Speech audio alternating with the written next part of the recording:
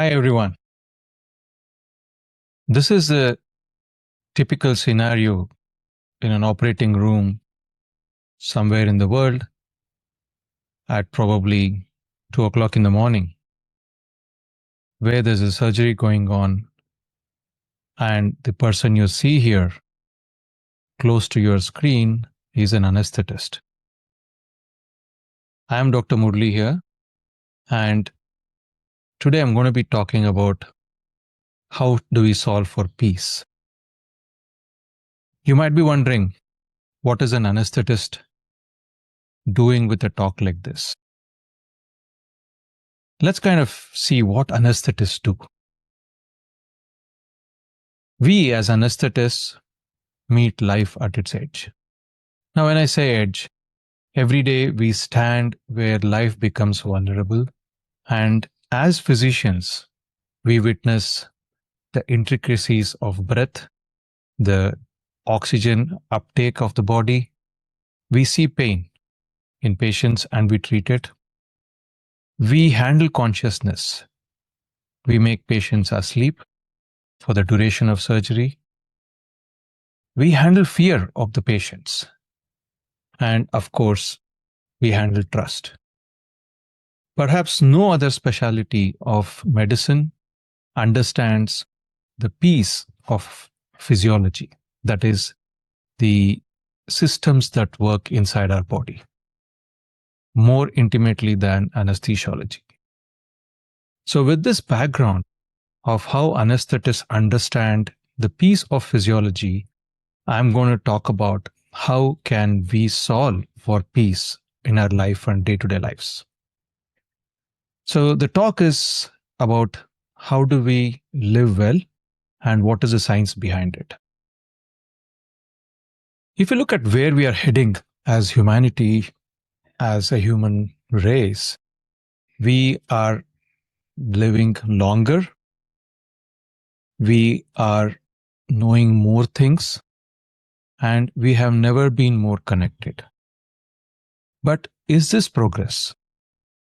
If you look at literature, especially the scientific literature, just looking at what doctors are going through, I'm not talking about the general public, there is an increased rate of burnout. There is more anxiety amongst the younger medical fraternity, or I would say even the population. There is increasing loneliness at one extreme as we age and we see an increasing aging population. And at the other extreme, youngsters alienating themselves and not having enough friends. And of course, you'll hear every other person talking about exhaustion. So are we solving a wrong problem? Where are we heading? Now, most people, when you speak, they ask this question, how do I eliminate stress in my life? But if you look at biology, your own body, your body is asking a different question all the time. How do I get my system to meet stress, not eliminate stress? And here comes the concept of peace. So, peace is not the absence of stress. Peace is not the absence of difficulty. Peace, I would label it as nothing but the wise management of energy in the presence of life. And everything that follows in this talk is simply an explanation of this core idea. So when we talk about peace, we need to talk a little deeper and understand what is life. Life is nothing but energy in motion. Now, what do I mean by this?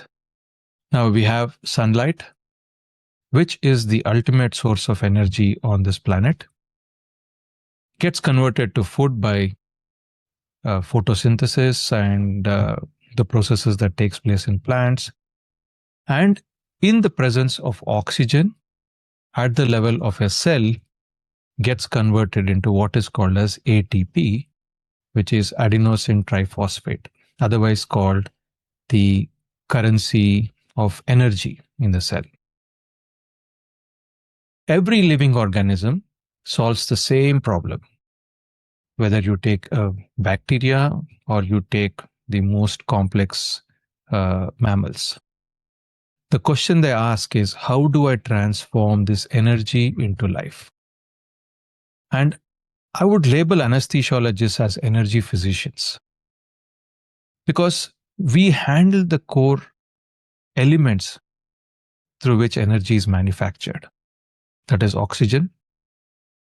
We manage the flow of various things. It could be IV fluids going into the patient or the airflow that we have to ensure when the patient is anesthetized. We manage various pressures. Again, we are talking about airway pressures, blood pressures, pressures in the brain, lot of different things. And of course, as I mentioned earlier, we handle pain, we handle consciousness, and of course, recovery from all of this. And we preserve during the stress of surgery, during the entire operation duration, the body's remarkable ability to transform this energy into life. And what got me thinking a little bit more into this energy concept was this wonderful article, which spoke about how the mitochondria are more than just the powerhouses. They are like the motherboard of the cell. They handle a lot of things. The other books which inspired me was this book by Nick Lane, which is called The Vital Question, which is again about energy, evolution, and the origins of complex life, which talks about ATP. This book, which is again only about mitochondria, which is called The Power, Sex, and Suicide. And a wonderful book about what we eat and what happens to what we eat. It's called Good Energy. So when I looked at these books, read a little bit deeper into mitochondria, I realized that the mitochondria are more than just a powerhouse. For decades, as medical students and also science students, we've been calling the powerhouse of the cell. Mitochondria is where all the energy is. It is true, but also it is incomplete. Mitochondria do far more than generate ATP. They can sense. So if you are going through some kind of a difficulty, they can sense. They can signal. They can signal to each other. The mitochondria in the brain can signal to the mitochondria in the liver. They can adapt. They can help each other actually. They clump together. They exchange DNA. If one of the mitochondria is actually having some problem, the others will come and help. So there's a social life for this mitochondria. And they can decide as to how a cell will respond. So they are nothing but intelligent engines of life. They're not just a powerhouse. And there's more to it. Every heartbeat, every thought that you have, every memory that you have, every act of healing as a doctor we do, and of course many of the doctors listening to this will be doing, it depends on one of the evolution's greatest collaborations. Mitochondria were separate from a cell earlier. And at some point in the evolution of life on Earth, the mitochondria which were outside a cell got together with the cell. That is, two different organisms came together and they started working together. So this is actually a collaboration which has led to the formation of complex life. And life became powerful. We started having complex beings because of this cooperation. It's not through overpowering. It is not, through kind of combat, but through cooperation that life became powerful. And this I thought was a very powerful lesson. And the life that we have is not created by fire, not created by explosions. It is created through the flow of energy. So when I say flow of energy, it is nothing but electrons moving, accumulating. There's a proton gradient, which is called the hydrogen ion. And these gradients actually lead to generation of the ATP. And it is much like anything in life, right? We have gradients when we breathe. There is a gradient that we create to draw in air. There's a gradient that the heart has to pump against. There's a gradient for any kind of knowledge to come from one source to another. And this is the gradient that I'm talking about, where the gradient inside the mitochondria generates the energy currency, which is ATP. So the wisdom that we get from mitochondria are that too little flow and life fades. Too much of leak and damage will follow. Now, between these extremes lies something called as coherence.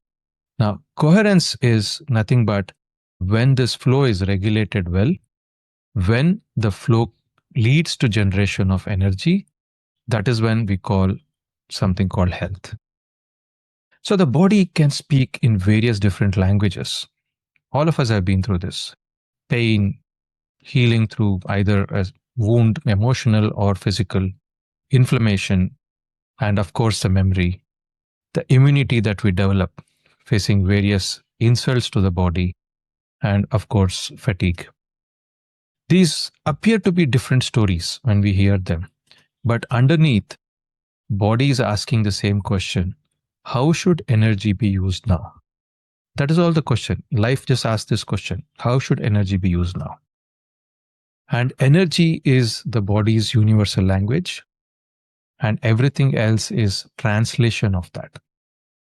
So whether a cell is thinking, it is healing, it is moving, it is remembering something, or it's fighting an infection, it asks only one question. And that question is, can I meet the demand? And if you feel healthy, mentally, physically, or even spiritually, that health is nothing but the capacity to answer yes to this demand. And when we look at a graph of demands versus the ability, we will find ourselves doing the best when our demands are at a point where it's optimum, right? Our ability also, peaks at that point and we deliver the most. If we have less demands, we feel bored. If we have more demands, we have, of course, exhaustion and burnout. So this graph actually tells us something else. Everything can be treated as stress, right? Exercise can be stress. Learning is stressful. Surgery, undergoing surgery is stressful. Bringing up children is stress. But the question that we should be asking is not whether these are stressful things. Can I meet this demand wisely? So just like two people subjected to the same stress or the demand can vary in their response. Like a flight of stairs can be a challenge to an 85-year-old with heart disease, but it can be nothing but a breeze for somebody who's a trained athlete. It depends on the capacity that we have built. It depends on the dose of the stress that we are taking. It depends how well we have recovered from a previous insult or from previous, I would say, effort.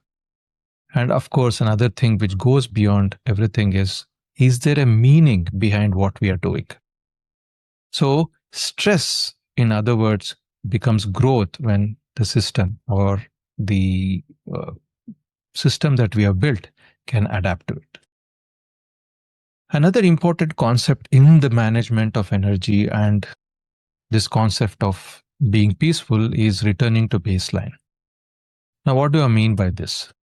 Now, every healthy system rises and returns. So when we go for a jog, our heart rate rises, we reach it, whatever we have to. It could be 120, 130. And when we rest, it returns. Same thing happens with emotions. So here we are looking at return to the baseline. Now the danger starts when we forget how to return. So this is where we see patients having things like chronic pain, right? Where the system has forgotten how to return to the baseline. It can lead to chronic inflammatory diseases. It can lead to various other issues. So peace, in one definition, is an efficient return to balance. So knowing how to return to baseline is very important. And the brain helps in various different ways.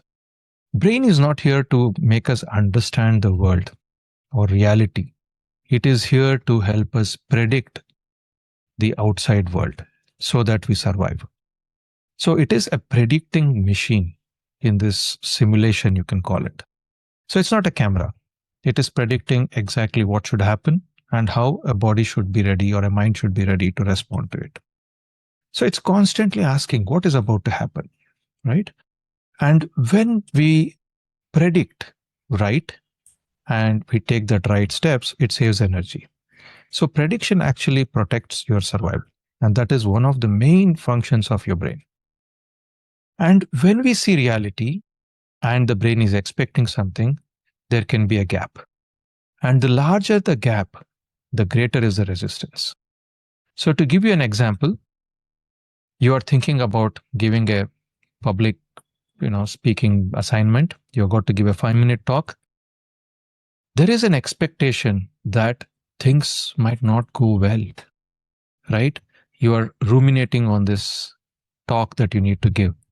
So the more you expect that it's not going to go well, the larger the gap. So the greater the resistance.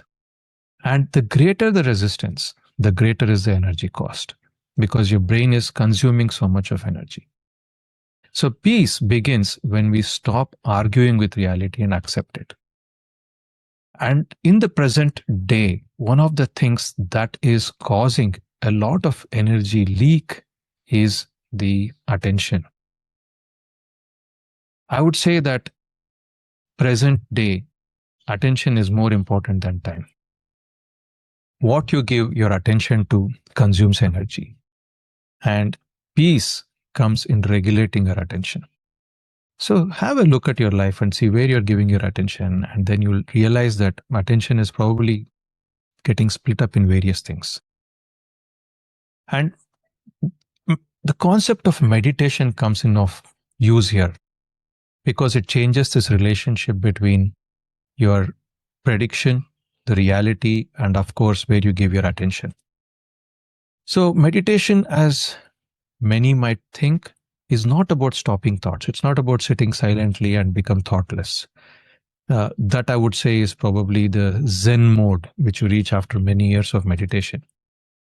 Thoughts will come, emotions will arise, and predictions will continue from the brain. But the space between the stimulus and the response is where the meditation starts working. It's like a muscle. This space is what you train for. That is, when you get a stimulus, you are actually getting a little bit of space before you respond. So to give you an example, meditation might train you to kind of respond to a small traffic violation that you see while you're driving. Before you respond, the brain, which has meditated enough, has been trained enough, will stop before responding. And therefore, there is preservation of this energy.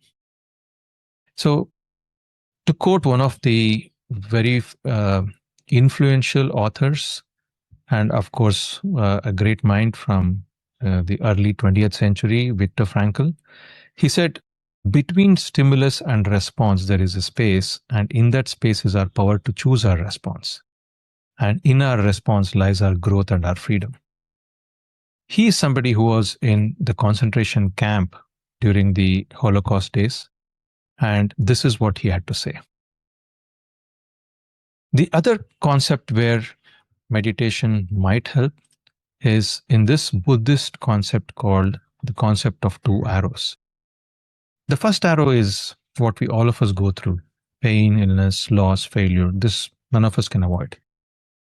Whereas the second arrow is where we can improve ourselves on. That is resisting, catastrophizing, ruminating, or even being scared or fearful. And awareness, which has been developed through meditation, can help us avoid the second one. And as anesthesiologists, I'll come back why anesthesiologists are important in the talk a couple of times, is we never argue with the monitor. Whenever something tells us in an operating room that the heart rate is so much, the oxygen saturation is so much, we don't argue. What do? We observe, we understand, and then we act on it. We don't react. Now, if anesthesiologists are doing this on day-to-day basis, I have questioned my colleagues, and of course, I've given this talk in an anesthesia forum.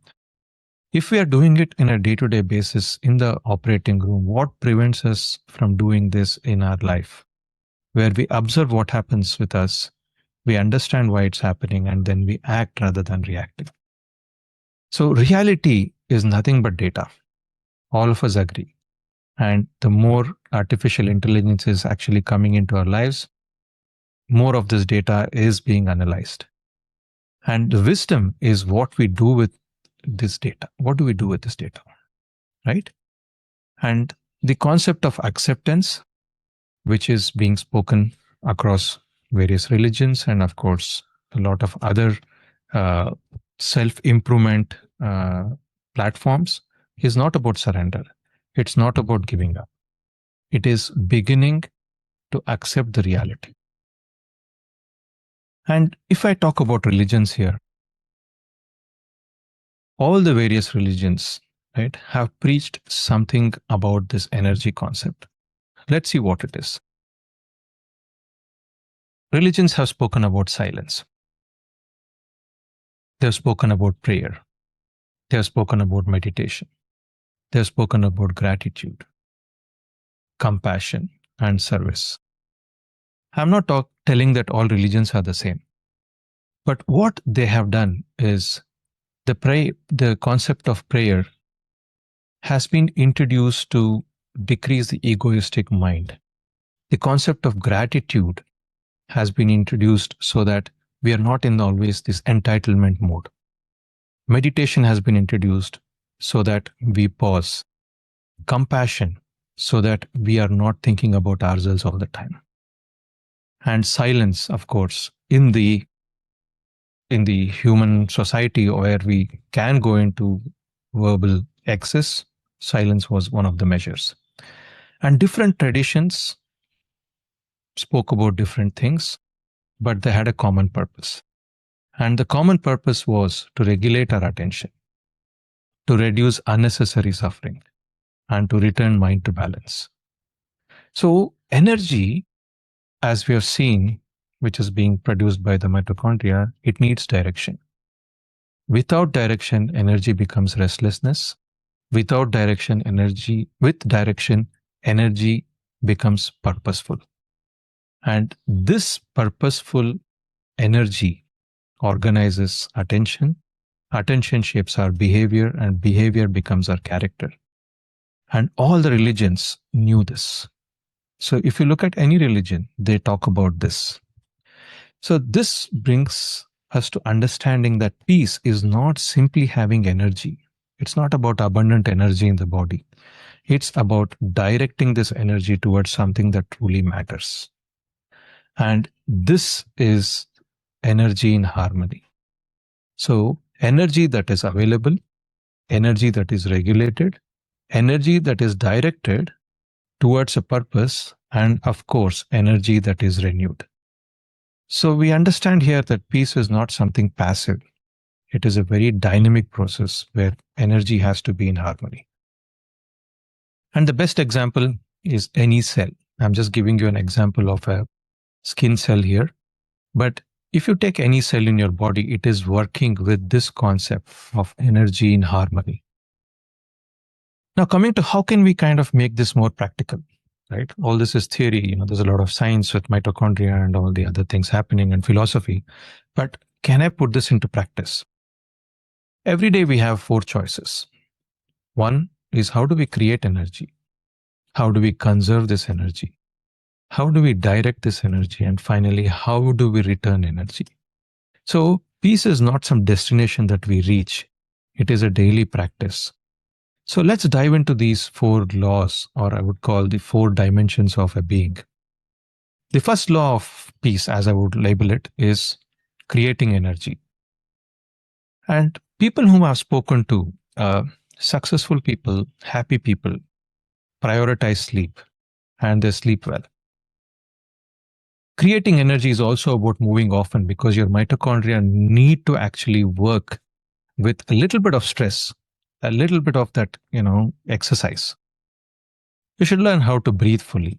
Breathing is a very important tool that can also regulate your autonomic nervous system, which is sympathetic and parasympathetic system. Eating wisely. Of course, I don't have to go into the depths of this. All of you know, because we get so many WhatsApp forwards about how to eat wisely. And we should recover deliberately. There's no point in pushing ourselves too much. So a depleted body, without having created this energy, struggles to create a peaceful mind. All of you will agree with this. The second law of peace, I would say, is conserving energy. Please remember, not every battle deserves your biology. So you have to choose which battle you are going to fight. So protect your attention. Don't give your attention to everything. Release that unnecessary resistance if you've been carrying. It could be, something from the past where somebody has told you something. Forgive that person. Stop replaying yesterday and stop rehearsing tomorrow too much. So the greatest energy leaks, as I would call it, are often invisible. Peace will grow when these unnecessary effort ends. So identify where you are losing this energy so that you can conserve it better. The third law, I would say, is directing energy. Choose what deserves your attention, right? Choose what deserves your time. And of course, choose who deserves your energy. This is very important. So having a bigger purpose, having a goal makes this very easy. So the direction of energy ultimately shapes the direction of your life. And the last most important law is returning energy. So here, as I mentioned earlier, meditating plays a crucial role. Prayers, of course, break that monotony of thinking about ourselves and thinking about something bigger. Walking or any kind of exercise. Laughing, right? Having a good time socializing with friends. Grieving properly. And of course, resting, as I mentioned in the first law.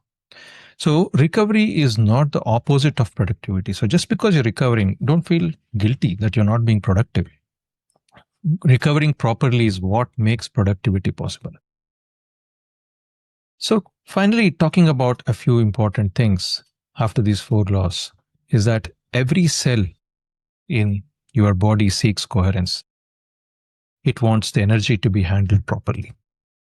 Every brain seeks prediction. It is looking how to predict best so that you survive. Every heart seeks rhythm. And I would like to say that every human being, wherever he is on this planet, seeks peace. So let's come back to this operating room scenario. So the anesthetist is looking at this monitor. He is trying to maintain peace inside a patient's body despite whatever is happening. It could be, a bacterial infection which is causing a major surgery that is happening. He's trying to maintain peace. So as doctors, we are protecting this remarkable miracle of energy becoming life. And perhaps our greatest calling as doctors, inside the operating theater, inside our homes, inside ourselves, is to help that energy remains coherent. And for those who are actually watching this, who are not doctors, it could be the greatest calling inside your office, but the other two remain the same inside your home and inside yourself. So peace is not waiting for a world without uncertainty. That can never happen. It is not eliminating every challenge because that will not happen. It is not escaping suffering because we will go through suffering in life. Peace is that quiet confidence that whatever life asks of us, we can meet it with good energy. So I would like to end my talk by just bringing in this data into your attention. A life which spans around 82 years, a good life, is around 30,000 days. And as you can see here, we spend close to 10,000 days sleeping, probably around 3,000 to 4,000 days working, and remaining doing other things. But after we do everything else, we still have around 2,500 days. So if you look at the various colors here, the question I would love to leave you here is, how will you color the remaining days? That is close to 6 to 7 years of your life. Thank you.